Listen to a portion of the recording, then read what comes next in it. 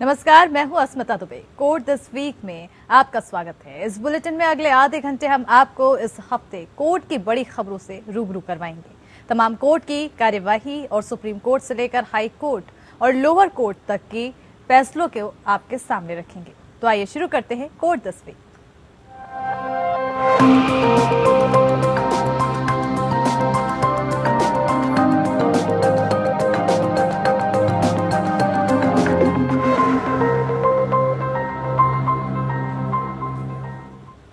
तो शुरुआत करते हैं ज्ञानवापी मामले से, जहां मामले में अगली सुनवाई सोमवार को होगी। अब सोमवार को भी बहस जारी रहेगी। आज कोर्ट में 2 घंटे बहस चली। मुस्लिम पक्ष की ओर से वकील अभयनाथ यादव और मुमताज ने दलीलें रखी। इस दौरान हिंदू पक्ष के वकील भी अपनी बात कहते रहे।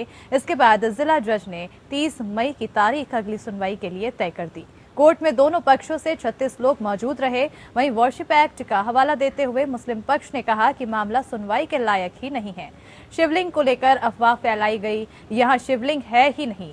अफवाह से व्यवस्था पर असर पड़ रहा है। पूजा स्थल अधिनियम 1991 के तहत बहस चल रही है। मुस्लिम पार्टी द्वारा 1991 के इस अधिनियम के संबंध में सुप्रीम कोर्ट की पिछली मिसालों का हवाला दिया गया। मुस्लिम पक्ष का तर्क है कि पार्टियों को मस्जिद के शीर्षक का दावा करने का कोई अधिकार नहीं है। सुनवाई मुस्लिम पक्ष का अधूरा रहा है।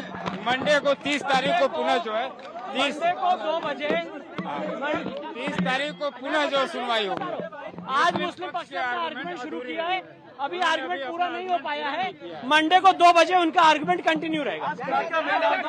आज मुस्लिम पक्ष ने सिर्फ हमारी जो पिटीशन है उसके पैरा पढ़े और ये बताने की कोशिश की कि पिटीशन मेंटेनेबल नहीं है।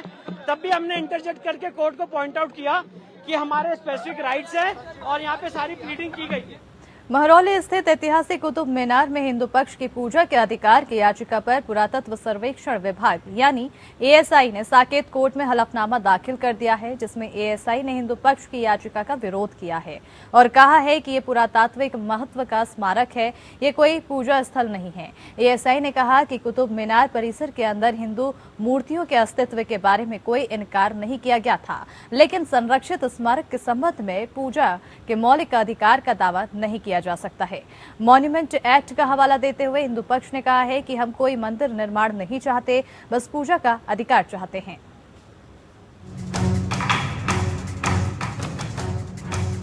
दिल्ली के साकेत कोर्ट में कुव्वतुल इस्लाम मस्जिद मामले पर सुनवाई हुई। हिंदू पक्ष की तरफ से दायर याचिका में कहा गया है कि कुतुबुद्दीन ऐबक द्वारा 27 मंदिरों को ध्वस्त कर कुव्वतुल इस्लाम को कुतुब मीनार परिसर के अंदर स्थापित किया गया। Was that Qutub Minar was built after demolishing 27 Hindu और Jain temples।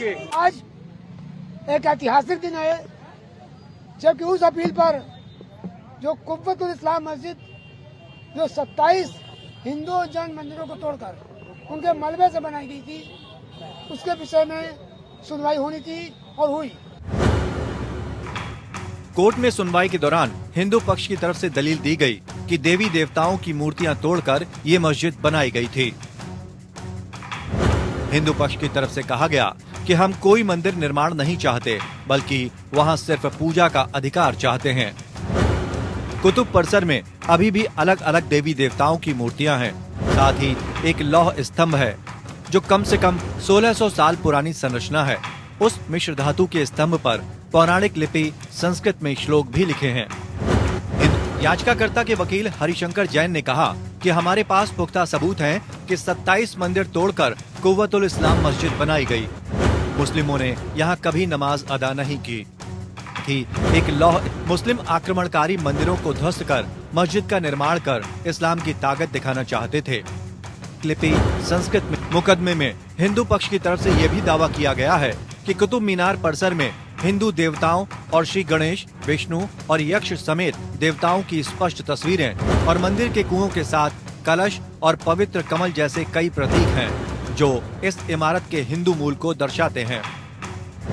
इस पर हरिशंकर जैन ने कहा कि हम कोई मंदिर निर्माण नहीं चाहते, बस पूजा का अधिकार चाहते हैं। जैन ने कहा कि मॉन्यूमेंट के चरित्र के मुताबिक वहां पूजा होनी चाहिए, कि कुतुब मीनार परिसर में हिंदू देवताओं और श्री गणेश, विष्णु और यक्ष समेत देवताओं की स्पष्ट तस्वीरें और मंदिर के कुओं के साथ कलश और पवित्र कमल जैसे कई प्रतीक हैं, जो इस इमारत के हिंदू मूल को दर्शाते हैं। इस पर हरिशंकर जैन ने कहा कि हम कोई मंदिर निर्माण नहीं चाहते, बस पूजा का अधिकार चाहते हैं। जैन ने कहा कि मॉन्यूमेंट के चरित्र के मुताबिक वहां पूजा होनी चाहिए। This place has acquired a right of worship, and they argued on the basis of the 1991 Act, which is the Places of Worship Act, and also on the 1958, which is the Monuments Protection Act 1958. मुख्य मुद्दा ये था कि मंदिर तोड़कर तथाकथित जो ढांचा मस्जिद का खड़ा किया गया, वहाँ पर 800 साल बाद हिंदुओं को पूजा का अधिकार दिया जाए। इस विषय में जो लोअर कोर्ट ने आदेश दिया था, वो कोर्ट के सामने बताया गया कि वो आदेश अवैध है, क्योंकि उसमें सारी बातें कोर्ट ने कंसीडर नहीं की है। प्लेसेस ऑफ वर्शिप एक्ट इस केस में लागू नहीं होता। इस पर अदालत ने पूछा कि क्या ऐसा कोई कानून है जो कहता है कि पूजा का अधिकार एक मौलिक अधिकार है।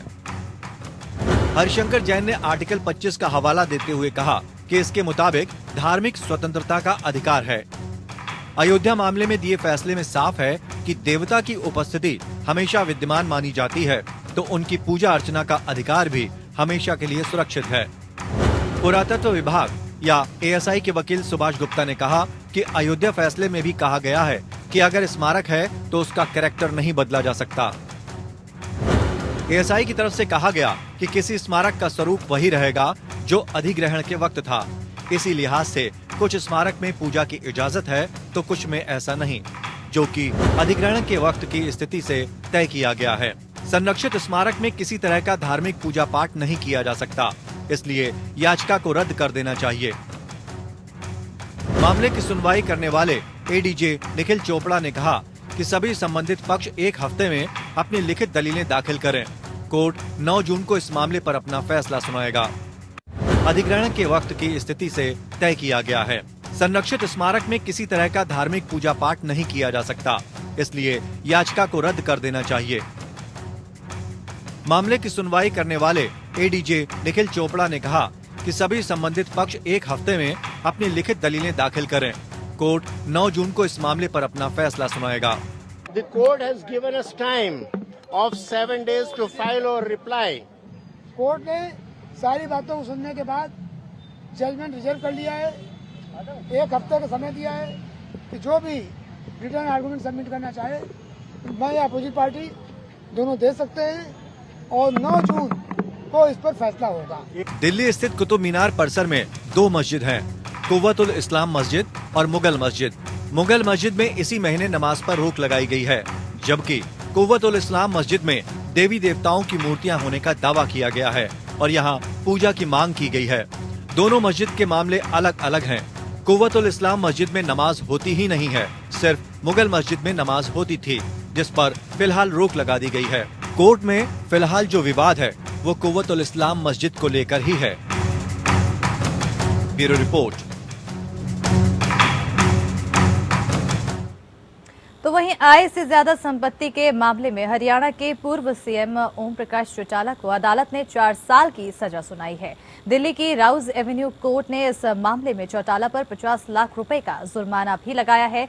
इसके साथ ही नेता की 4 संपत्तियां भी जब्त की जाएगी।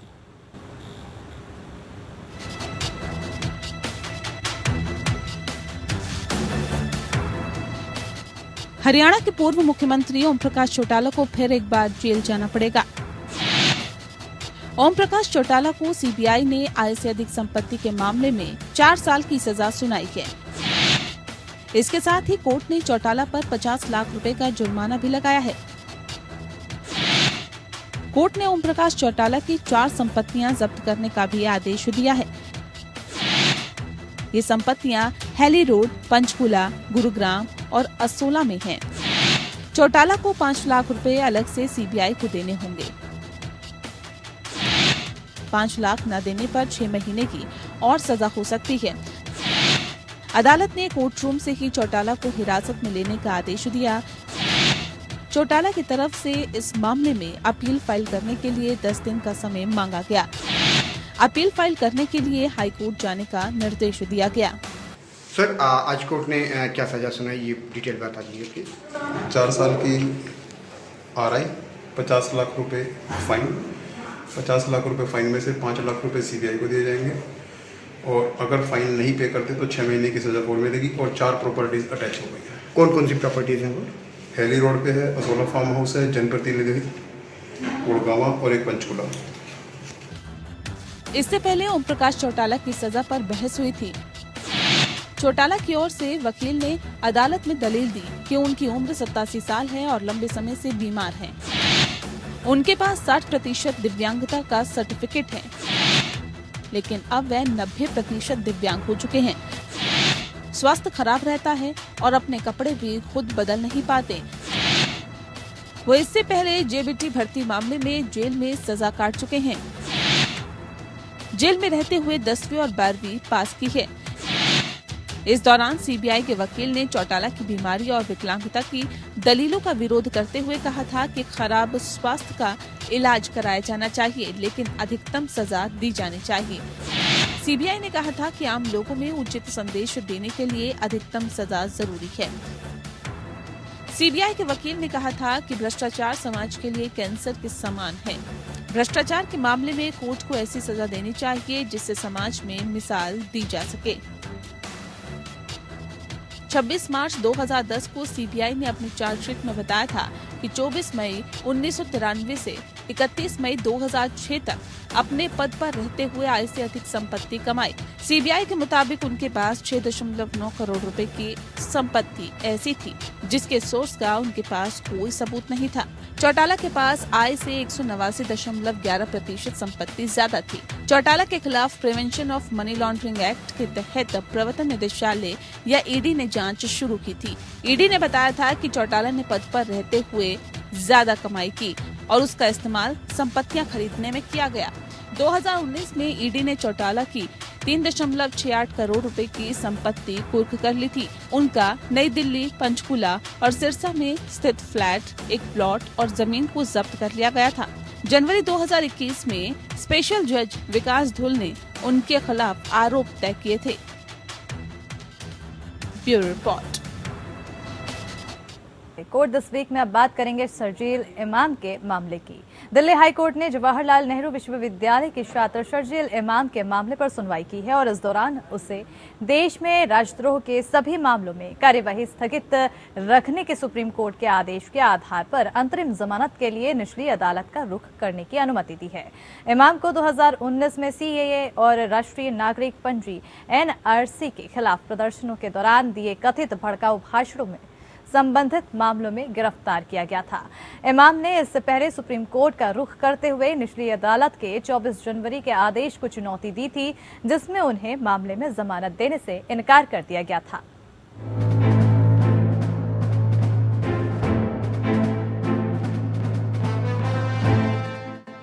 शर्जील इमाम की अंतरिम जमानत याचिका पर दिल्ली हाईकोर्ट में सुनवाई की। दिल्ली हाईकोर्ट ने शर्जील इमाम को निचली अदालत में अंतरिम जमानत अर्जी दाखिल करने की इजाजत दी है। शर्जील इमाम ने IPC की धारा 124A में दर्ज FIR पर अंतरिम जमानत की मांग की थी।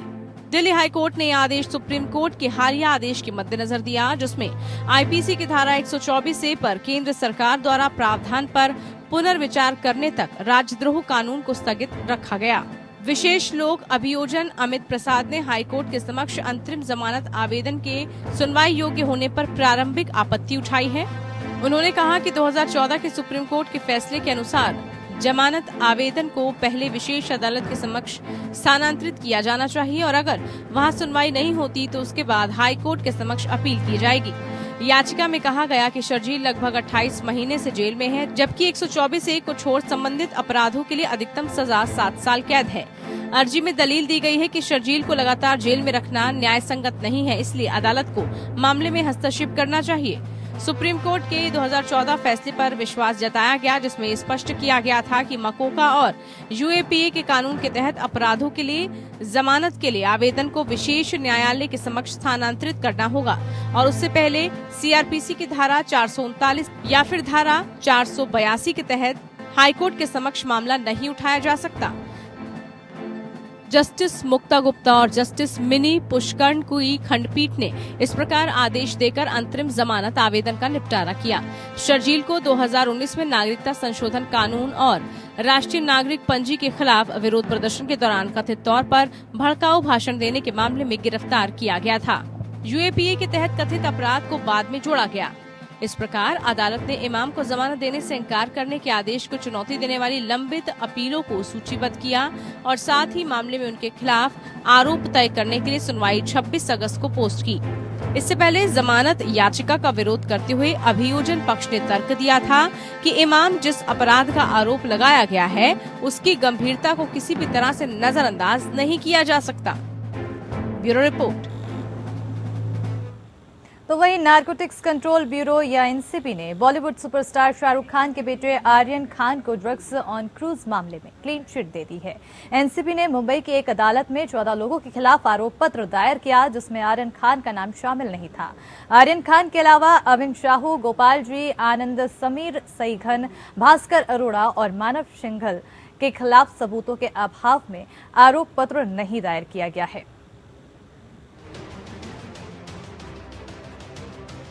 नारकोटिक कंट्रोल ब्यूरो या एनसीबी की एसआईटी ने 2021 Cordelia cruise ship drug case में अपनी चार्जशीट जमा कर दी है। केस में शाहरुख खान के बेटे आर्यन खान को मुंबई क्रूज के ड्रग्स मामले में क्लीन चिट मिल गई है। इस चार्जशीट में आर्यन खान का नाम नहीं दिया गया है। इस मामले की जांच के लिए एक स्पेशल कमेटी का गठन किया गया है। इस कमेटी ने अपने ऑर्डर में बताया कि आर्यन के खिलाफ इस मामले में सबूतों की कमी के चलते उनका नाम इस चार्जशीट में नहीं दिया गया है। इसके अलावा 5 और लोगों के खिलाफ मामला दर्ज नहीं किया गया है। आर्यन को नारकोटिक्स कंट्रोल ब्यूरो ने मुंबई के क्रूज टर्मिनल से गिरफ्तार किया था। उन पर ड्रग्स बेचने का आरोप लगाया गया था। क्रूज में सब लोग थे या क्रूज में चढ़ने वाले थे, लेकिन वो आपस में एक साथ एक ही ग्रुप का हिस्सा थे ऐसा नहीं पाया गया। वो अलग अलग ग्रुप में आए थे, कभी कोई 4 में था, कोई 3 में, कोई 2 में, लेकिन बटे हुए थे। इसलिए ये एक जॉइंट कॉन्स्पिरेसी नहीं थी 20 की या 14 की। और इसके इतर ये भी स्पष्ट हो गया कि इसमें कोई इंटरनेशनल कॉन्स्पिरेसी की बात कंक्लूसिव रूप से प्रूव नहीं हो रही है। केवल व्हाट्सएप चैट को आधार करके हम लोग कंक्लूसिव एविडेंस नहीं जुटा सके। एनसीबी ने 2 अक्टूबर को मुंबई से गोवा जाने वाले क्रूज शिप में छापेमारी की थी। इसमें उन्होंने आर्यन खान सहित उनके 2 दोस्तों अरबाज मर्चेंट और मुनमुन धामेचा को गिरफ्तार किया था। हालांकि आर्यन के पास किसी भी तरह का नशीला पदार्थ एनसीबी के अफसरों को नहीं मिला था। गिरफ्तारी के बाद आर्यन खान को मुंबई के किला कोर्ट ने एनसीबी की कस्टडी में भेज दिया था। कस्टडी में रहने के बाद उन्हें आर्थर रोड जेल भेज दिया गया। इस दौरान उनकी जमानत की अर्जी भी कोर्ट ने खारिज की। बॉम्बे हाई कोर्ट ने 28 अक्टूबर 2021 को खान और अन्य 2 को जमानत देने के अपने आदेश में कहा कि प्रथम दृष्टया ऐसा कोई सबूत नहीं है जिससे ये अनुमान लगाया जा सके कि आर्यन खान और उनके दोस्त अरबाज मर्चेंट ने एनडीपीएस अधिनियम के तहत अपराध करने की साजिश रची थी। तत्कालीन एनसीबी मुंबई के क्षेत्रीय निदेशक समीर वानखेड़े और केपी गोसावी पर जबरन वसूली और भुगतान के बारे में चौंकाने वाले आरोप लगाए थे। इन आरोपों के परिणाम स्वरूप मामला दिल्ली में एनसीबी की एक स्पेशल अन्वेषण टीम को ट्रांसफर कर दिया गया था। प्रभाकर सेल की पिछले महीने मृत्यु हो गई थी और एनसीबी को मामले की जांच के लिए अतिरिक्त 60 दिनों का समय दिया गया था। 60 दिन की अवधि 30 मई को समाप्त होगी। एनसीबी के डीजी एसएन प्रधान के मुताबिक आर्यन खान ड्रग्स के मामले में समीर वानखेड़े की टीम से गलती हुई। गिरफ्तारी के वक्त समीर वानखेड़े इस मामले की जांच कर रहे थे। प्रधान के मुताबिक अगर एनसीबी से गलती नहीं हुई होती तो एसआईटी जांच को अपने हाथ में क्यों लेती। मामले में एनसीबी विजिलेंस टीम की रिपोर्ट भी जल्द आ सकती है, जिसके बाद समीर वानखेड़े की मुसीबतें बढ़ सकती हैं। वानखेड़े ने जिस तरह से केस हैंडल किया उसमें कई खामियां पाई गईं। विजिलेंस टीम इस मामले में जल्द रिपोर्ट फाइल कर सकती है। Bureau report. सुप्रीम कोर्ट ने अपने एक महत्वपूर्ण फैसले में वेश्यावृत्ति को प्रोफेशन बताया है, जबकि वेश्यालय को गैरकानूनी कहा है। यौन कर्मियों की समस्याओं पर दायर हुई याचिका पर सुनवाई करते हुए सुप्रीम कोर्ट ने सभी राज्यों और केंद्र शासित प्रदेशों की पुलिस बलों को यौन कर्मियों के साथ सम्मान के साथ व्यवहार करने और मौखिक या शारीरिक रूप से दुर्व्यवहार नहीं करने का निर्देश दिया है। कोर्ट ने पैनल की सिफारिशों से राज्यों से 8 हफ्तों में जवाब मांगा है।